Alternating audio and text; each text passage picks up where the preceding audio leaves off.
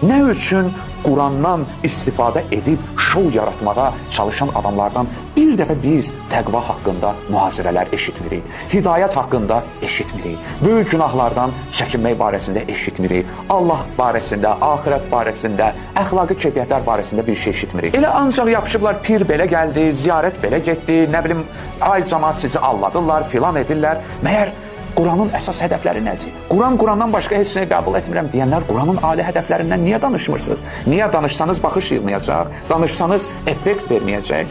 Nə üçün siz səmimi deyilsiniz? Ona görə də burada əsas məsələ siz Allah adından danışırsınız, yoxsa Allahın bəndəsi, qulu olaraq danışırsınız. Bax, meyar budur.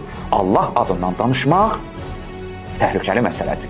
Allah bəndəsi kimi Qurandan, Quranın marifindən, yenə dediyim təqvası, hidayəti, əxlaqı, böyük günahlardan çəkinməyə, axirət, ailə dəyərləri, o qədər mövzular var. Siz nə üçün bunları qoyub həmişə Azərbaycanda aktual olmayan qeyri-standart şeyləri danışıb şou yaratmağa bu qədər meyillisiniz?